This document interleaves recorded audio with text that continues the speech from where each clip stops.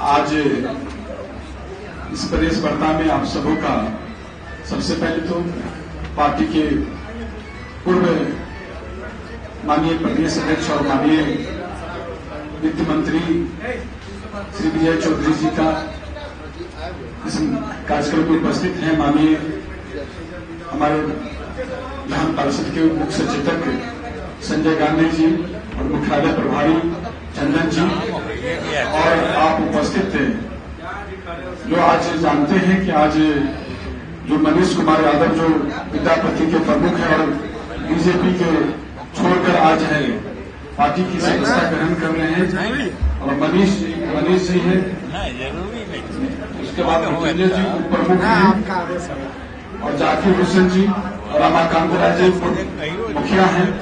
ये चारों साथी जो भाजपा को छोड़कर जनता दल यूनाइटेड पार्टी की सदस्यता ग्रहण किया है, मैं सबसे पहले इन चारों साथी को बहुत बहुत बधाई देता हूं, शुभकामना देता हूं।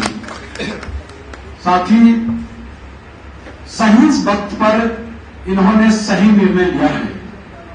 आज देश की हालात क्या है, देश की किस ओर जा रहा है, मौजूदा जो केंद्र की सरकार है वह किस ओर देश को धकेल रहा है, सब जानते हैं। और इन साथी ने भाजपा को छोड़कर आज जनता दल यूनाइटेड पार्टी, हमारे पार्टी के नेता माननीय मुख्यमंत्री श्री नीतीश कुमार जी ये आस्था व्यक्त करते हुए और माननीय विजय चौधरी जी के नेतृत्व में विश्वास प्रकट करते हुए पार्टी के नीति सिद्धांत कार्यक्रमों में आस्था व्यक्त करते हुए आज पार्टी की सदस्यता ग्रहण किया है। इसके लिए मैं इन चारों साथी जो भाजपा छोड़कर जनता दल यूनाइटेड का सदस्यता ग्रहण किया है, फिर से मैं इनको तहे दिल से इनका स्वागत करता हूं, अभिनंदन करता हूं, बहुत बहुत बधाई देता हूं। मुझे पूरा विश्वास है इन चारों साथी को आने से संगठन में और धारदार और मजबूत बनेगी, उनके क्षेत्र में और भी बेहतर हुई। और जो पार्टी इन्होंने जो निर्णय लिया है, इसके लिए मैं इनको खासकर धन्यवाद देता हूं कि आज देश के हालात है जो आपातकाल की बदतर स्थिति देश में लाया गया है मौजूदा केंद्र सरकार के द्वारा, जो आज लोकतंत्र जो लहूलुहान है, संविधान के संघीय ढांचों को नष्ट किया जा रहा है भाजपा वाले द्वारा, जो संविधान है हमारा उसको नष्ट किया जा रहा है। और जो आज कोई भी भाजपा के खिलाफ यदि सच भी कोई बात रखता है तो उसके घर तक के ED, CBI, income tax Dastak दे जाती है। ये हालात में सभी संवैधानिक संस्थाओं का भी दुरुपयोग किया जा रहा है और जो गौरवशाली इतिहास है हमारे देश का उसको बदला जा रहा है। देश को हालात को देखते हुए जो हमारे नेता सर्वमान्य माननीय मुख्यमंत्री नीतीश कुमार ने जो अभियान चलाया, संकल्प लिया है भाजपा मुक्त देश बनाने का, उस संकल्प का साक्षी बनने के लिए इन सारी साथी ने आज जनता दल यूनाइटेड पार्टी को ज्वाइन किया है। इसके लिए इन लोगों को मैं बहुत बहुत धन्यवाद देता हूं। आगे हम समझते हैं कि हमारे जो माननीय वित्त मंत्री जी, पूर्व प्रदेश अध्यक्ष जी आप सबको संबोधित करेंगे विशेष रूप से। ये सभी साथियों को नमस्कार के साथ, आपने देखा कि आज 3-4 लोग हम लोगों के दल में शामिल हो रहे हैं और पार्टी के तरफ से प्रदेश अध्यक्ष जी ने उनका स्वागत किया है और खुशी व्यक्त की है।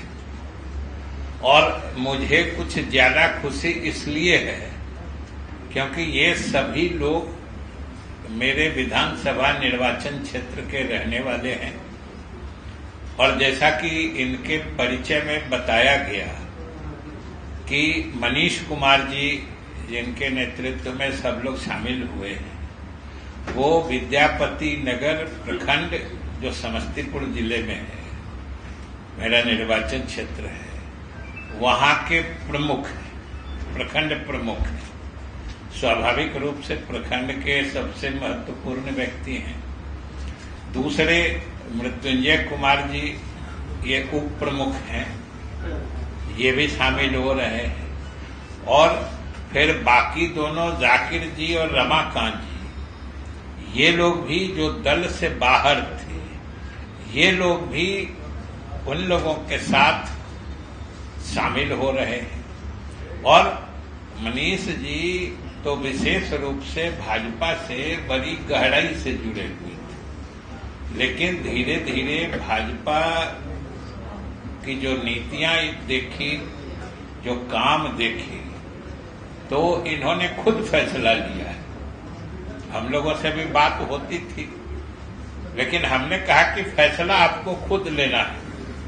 राजनीति में कोई फैसला जबरदस्ती नहीं होता है जब तक स्वयं की इच्छा नहीं हो। और मुझे अत्यंत खुशी है कि इन्होंने फैसला लिया और खुद इन्होंने खबर किया, और आज आप लोगों के सामने इन्होंने बड़े ही प्रतिबद्धता से दल की सदस्यता ग्रहण की है। तो हम भी दल के तरफ से भी और अपने गठबंधन सरकार के तरफ से भी और सरायरंजन विधानसभा क्षेत्र के प्रतिनिधि होने के नाते भी हम इन सब लोगों का जनता दल यू परिवार में स्वागत करते हैं और अभिनंदन करते हैं। साथियों, बाकी चीजों की कुछ चीजों की चर्चा इन्होंने की है हमारे प्रदेश अध्यक्ष जी ने, लेकिन आज हम आपसे दो चीजों के बारे में विशेष रूप से बात करना चाह रहे हैं। एक तो जाति आधारित गणना के बारे में जो सवाल उठाए जा रहे हैं, और दूसरा एक बयान मैं आए दिन भाजपा नेताओं का देखता हूं और आप ही लोगों के माध्यम से देखता पढ़ता हूं कि भाई नीतीश कुमार के लिए भाजपा के दरवाजे बंद हैं। इन्हीं दो चीजों के बारे में मैं आज आपसे कुछ चर्चा करना चाहता हूं। जहां तक जाति गणना के आंकड़े की बात है, आप सब जानते हैं कि उसकी शुरुआत भी हुई थी सभी दलों की सहमति से। विधानसभा में संयोग से 2019 और 20 में जब जाति आधारित जनगणना, मतलब 2021 की जनगणना जब प्रस्तावित थी, उसके पहले 2019-20 में ही विधानसभा में सभी दल के विधायकों ने, यानी सभी दलों के समर्थन से सर्वसम्मत प्रस्ताव पारित हुआ था। संयोग से वो दोनों प्रस्ताव जब पारित हुए थे तो मैं विधानसभा का अध्यक्ष था। हमारी ही अध्यक्षता में दोनों प्रस्ताव पारित हुए थे और केंद्र सरकार से अनुरोध किया गया था कि भाई आप जो 21 वाली जनगणना कराइएगा तो वो जाति आधारित, उसमें जातियों, अलग अलग जातियों के संख्या की भी गणना होनी चाहिए। तो खैर उस समय उसके बाद सभी दलों के प्रतिनिधि मंडल भी मुख्यमंत्री के नेतृत्व में प्रधानमंत्री से हम लोग मिले थे, मुख्यमंत्री के नेतृत्व में। संयोग से उस समय भाजपा के साथ ही हम लोग की सरकार थी। राजद मुख्य विपक्षी दल थे, उसके नेता तेजस्वी जी भी उस प्रतिनिधि मंडल में थे, भाजपा के मंत्री भी उस प्रतिनिधि मंडल में थे। हम लोगों ने प्रधानमंत्री से सीधे अनुरोध किया था और जदयू के, जनता दल यू के तरफ से मैं ही प्रतिनिधित्व कर रहा था। प्रधानमंत्री जी से हम लोगों ने सीधे अनुरोध किया था कि जाति आधारित गणना करवा दीजिए। आपकी भी जो नीतियां हैं, अभी रोहिणी आयोग की चर्चा हो रही है। हमने उसी समय, समझिए 2021 के अगस्त में हम लोग मिले थे।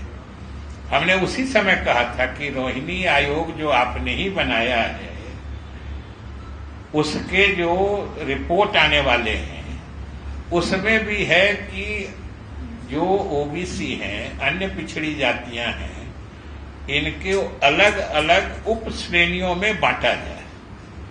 तो उप श्रेणी में बांट के अगर गणना नहीं होगी तो उसके आधार पर फिर बातें कैसी होगी। इसलिए हम लोगों ने कहा था, लेकिन उस समय हम लोगों को जो कहा गया कि भाई अभी तो बात काफी आगे बढ़ चुकी है, जो काम होने हैं काफी आगे बढ़ गया है, इसलिए अब हम लोगों के लिए कराना संभव नहीं है।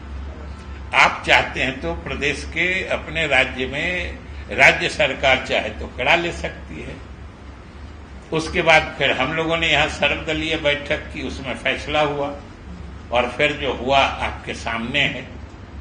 इसमें दो बात है कि जो गणना हुई और उसके जो आंकड़े या नतीजे आए वह भी 2 अक्टूबर को बापू के जन्म दिवस पर बिहार सरकार ने प्रकाशित कर दिया है। और 2 अक्टूबर को प्रकाशित करने के तुरंत बाद उसके कल ही शायद 3 अक्टूबर को ही फिर मुख्यमंत्री ने सर्वदलीय बैठक बुलाई। हम लोग सब थे उसमें, सभी दल के लोगों से बात की गई। उसमें कईयों ने कुछ बात उठाई और उन चीजों पर जब जानकारी ली गई तो जो बातें उन्होंने कही थी सच्चाई बिल्कुल उसके विपरीत थी।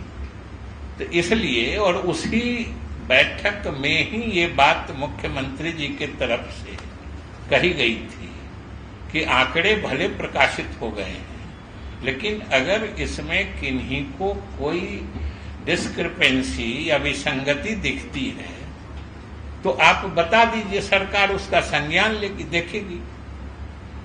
लेकिन आश्चर्य और दुख की बात यह है कि आधिकारिक रूप से मुख्यमंत्री जी के द्वारा निवेदन करने के बावजूद ये लोग कोई प्रमाण के साथ कोई चीज तो दे नहीं रहे हैं, लेकिन आप लोगों के माध्यम से इस प्रदेश की जनता को गुमराह करने का काम जरूर करने की कोशिश कर रहे हैं कि आखिर आप बताइए कि कोई आंकड़े आए हैं, किन्हीं का कहना है कि किसी खास जाति का आंकड़ा कम कर दिया गया है, कोई कहता है फर्जीवाड़ा है, कोई कहता है कि सही ढंग से गया नहीं है। तो हम लोगों ने तो कहा है कि आखिर इसमें फर्जीवाड़ा या गलत क्या हो सकता है। आंकड़ों के साथ खिलवाड़ या कोई इसको अपने ढंग से मैनिपुलेट कैसे कर सकता है। दो ही बात हो सकती है कि कहीं पर इस प्रदेश के किसी इलाके में अगर किसी जात विशेष के लोग हों और उनको गिनती में छोड़ दिया गया है तभी कोई पक्षपात का आरोप लग सकता है, या कहीं पर किसी जात के लोग नहीं रहते हों और जबरदस्ती उनको गिन दिया गया है तभी ये आरोप लग सकता है। तो सरकार की तरफ से तो हम लोगों ने खुले तौर पर कहा है, उस बैठक में भी कहा था कि भाई आपको अगर प्रमाण कोई कहते हैं कि इस जात की संख्या कम है, बोलने से तो नहीं होता है, आप बता दीजिए कि उस जाति विशेष के कहां के लोग हैं जिनको गिनती में छोड़ दिया गया है जिसके कारण संख्या घट गई है। तो अगर ये प्रमाण आप देते नहीं हैं और खामखा आरोप लगाते हैं तो यह तो किसी दूसरे चीज की तरफ इशारा करता है।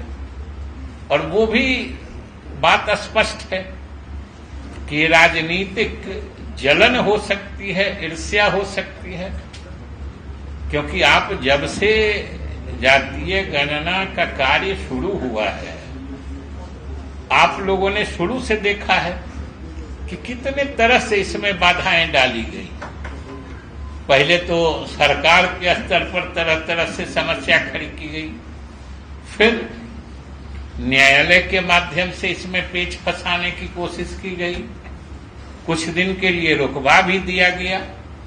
लेकिन ये तो हम लोगों के गठबंधन सरकार का संकल्प था और मुख्यमंत्री नीतीश कुमार जी का दृढ़ निश्चय था, जिसके कारण ये गणना अपने आखिरी मुकाम तक पहुंच गई और सबके सामने है। और हम नहीं समझते हैं किसी जात के द्वारा कोई वैसी आपत्ति भी दर्ज कराई गई है, सिवा मीडिया के माध्यम से अपने को दिखाने के लिए कोई कुछ बात बोलते हैं, तो ये तो सीधी बात है कि जाति गणना पूरे देश में आज तक कहीं नहीं हुआ था पिछले 90 वर्ष में। और बिहार सरकार ने नीतीश कुमार के नेतृत्व में ये काम कर दिया, तो ये बहुत से लोगों को पच नहीं रहा है। ये सफलता बहुत लोग निगल नहीं पा रहे हैं, उनके अंदर नहीं जा पाता है, क्योंकि लगता है ये मान लेंगे तब तो समझिए वो ऊंचे चले जाएंगे और हमारा अस्तित्व खत्म हो जाएगा। तो इन आंकड़ों को सही मान लेने में जिनको अपने अस्तित्व का संकट दिखता है, वही लोग इन आंकड़ों पर बिना किसी आधार के कोई फर्जीवाड़ा कर रहा है, कोई कुछ कर रहा है, इसको गलत साबित करने की कोशिश कर रहे हैं। और इसका दूसरा पक्ष ये है कि यहाँ के प्रादेशिक नेताओं की तो बात छोड़ दीजिए, आप सब लोग जानते हैं दिन रात आप ही लोग से मिल के बात करके अपनी बात, गलत बात फैलाते रहते हैं। केंद्र सरकार भी अलग हड़बड़ी में है, प्रधानमंत्री कह रहे हैं, उनकी भी भाषा बदल गई है। और स्वाभाविक है, हम लोगों ने जिस दिन ये आंकड़े जारी किए थे उसी दिन हम लोगों ने कहा था, और ये बिल्कुल संभावित था कि जातीय गणना कराने की मांग अब हर प्रदेश में उठेगी। हर प्रदेश के सरकार के समक्ष ये मांग आएगी कि विभिन्न प्रदेशों में जातीय गणना होनी चाहिए, और सारे प्रदेश के लोग अब मिलकर केंद्र सरकार पर दबाव डालेंगे कि 2021 की जो लंबित या विलंबित जनगणना है वो भी जाति आधारित हो। और हम लोगों की भी यही मांग है कि भाई उस समय तो आपने कहा कि 2021 की जनगणना प्रारंभ हो गई है और काफी काम आगे बढ़ गया है, इसलिए अब उसमें संभव नहीं है, हम असमर्थ हैं, तो हम लोगों ने करा दिया। लेकिन 2021 की जनगणना तो अब तो जिसको कहते हैं कि इंडेफिनिट लेट हो गई है। केंद्र सरकार ने ही जो संकेत दिए हैं उससे लगता है कि वो 2024 के संसद के आम चुनाव के बाद इसको कराने की मंशा रखते हैं। तो जब अभी भी इतना दिन है तो क्यों नहीं इसको फिर से शुरू करके पूरे देश में जो 2021 की लंबित जनगणना है उसको ही जाति आधारित करा दे, जो सभी प्रदेशों का काम हल्का हो जाएगा। हम लोगों ने तो उनके नहीं कराने के आधार पर करा दिया है, तो इसलिए हम लोग ये भी मांग करते हैं। और दूसरी बात जो हमें बड़ा आश्चर्य होता है और एक तरह से समझिए ये हास्यास्पद भी है कि हमने आज भी देखा कहीं कोई भाजपा के नेता बोल रहे हैं कि नीतीश कुमार के लिए भाजपा के दरवाजे बंद हैं। हम आप ही से पूछते हैं कि भाई कोई उनके दरवाजे खड़ा है क्या? आप दरवाजा बंद और खोलने की बात, जब कोई आपके दरवाजे जाने की बात तो छोड़ दीजिए, कोई झांक भी नहीं रहा है, तब आप आगे बढ़ के बोल रहे हैं कि नहीं नहीं दरवाजा बंद है, दरवाजा बंद है, कोई दरवाजा देख भी नहीं रहा है। तो आखिर आप ही सोचिए किस चीज का लक्षण है कि अगर कोई आपके इधर नहीं आ रहा है और आप यहीं से बैठ के कह रहे हैं कि नहीं नहीं हम किसी को आने नहीं देंगे, ये समझिए क्या मानसिकता है? ये समझिए बेचैनी की मानसिकता है, ये परेशानी की मानसिकता है। और सबसे इसका जरा द्वंद्वात्मक रूप देख लीजिए कि भाजपा के नेता दिन रात बयान देते हैं कि हमारे दरवाजे बंद हैं, हालांकि कोई दरवाजे पर आवेदन लेके खड़ा भी नहीं है। और दूसरी तरफ जो उन्हीं के एनडीए के सहयोगी दल के लोग हैं, नेतागण हैं, वो कहते हैं कि नहीं नीतीश कुमार जी आ जाएं तो स्वागत है। अब जरा ये विरोधाभास समझ लीजिए एनडीए का, कि भाजपा कहती है दरवाजे बंद हैं और उनके सारे बिहार से जुड़े जितने अलायंस पार्टनर्स हैं, घटक दल हैं, वो सब कहते हैं कि ये आ जाएं तो स्वागत है। तो ये एनडीए के अंदर की परेशानी को देखिए। और भाजपा जी को लोग जो बोलते हैं ये उनकी बेचैनी समझिए। और इससे साफ जाहिर है कि नीतीश कुमार के अलग होने से या नीतीश कुमार के साथ नहीं रहने से वो परेशान है, बेचैन है, और इनकी जरूरत उनको हर क्षण महसूस हो रही है। क्योंकि जितने नेता जितनी बार नीतीश कुमार का नाम लेके कहें कि दरवाजे बंद है, समझ लिए वो नेता उतनी ही शिद्दत से और गंभीरता से इनकी जरूरत महसूस कर रहा है। क्योंकि जब कोई कह नहीं रहा है तब अपने मन से बोलना कि हम नहीं तैयार हैं, हम नहीं तैयार हैं, यहां तो कोई मांग तो कुछ रहा नहीं है। तो इसलिए ये उनके अंदर का विरोधाभास है, बेचैनी है। और हम लोगों ने तो बस सीधा एक ही लक्ष्य रखा है कि हम इंडिया गठबंधन को मजबूत करेंगे। बिहार में जो हम लोगों का महागठबंधन है 6 दलों का, वो नीतीश कुमार के नेतृत्व में मजबूती से काम करेगा। और बिहार की जनता ने जो भरोसा रखा है हमारे नेता नीतीश कुमार जी पर, वो आगे के दिनों में और मजबूत होने वाला है। क्योंकि आपने देखा है कि इंडिया गठबंधन भी जो बना था वो अगर किसी एक नेता के सर्वाधिक प्रयास के कारण बना था तो वो सिर्फ और सिर्फ नीतीश कुमार जी थे। नहीं तो 23 जून को जो पहली बैठक पटना में हुई थी, आप याद करिए, उससे 3 महीना पहले तक कोई सोचता भी नहीं था कि इतने दल एक साथ बैठ के विचार भी कर सकते हैं। ये सोच में भी बात नहीं आती थी, लेकिन उस असंभव बात को भी संभव करके दिखाया हमारे मुख्यमंत्री ने। और स्वाभाविक रूप से ये हमारे नेतृत्व की या हमारे नीतीश कुमार जी की विश्वसनीयता है, वही हमारी सबसे बड़ी पूंजी और ताकत है, जो पूरे देश के नेताओं को, गैर भाजपा दलों को एक प्लेटफॉर्म पर एक जगह, और वो भी पटना, बिहार में बुलाकर एक गठबंधन का रूप दिया। और आज वो आगे बढ़ रहा है। अलग अलग दल हैं, बात हो रही है, आगे भी बात जाएगी, लेकिन ये हमेशा याद में रहेगा। और विपक्ष की राजनीति की जब भी चर्चा होगी भविष्य में राष्ट्रीय स्तर और केंद्रीय स्तर पर, तो हमारे मुख्यमंत्री जी और नीतीश कुमार जी को इस प्रयास को हमेशा याद किया जाएगा कि किसी एक आदमी ने ईमानदारी से कोशिश की थी विपक्षी दलों को एकजुट करने का, और सबका लक्ष्य अभी एक है। और आप देखिए कि आप लोग भी कभी कभी उन लोगों के एजेंडा के हिसाब से हम लोग को पूछने लगते हैं कि भाई आपका नेता कौन होगा, इंडिया का नेता कौन होगा। भाजपा के लोग कहते हैं कि यहाँ नेता कोई काहे बनेगा, यहाँ तो वैकेंसी है ही नहीं।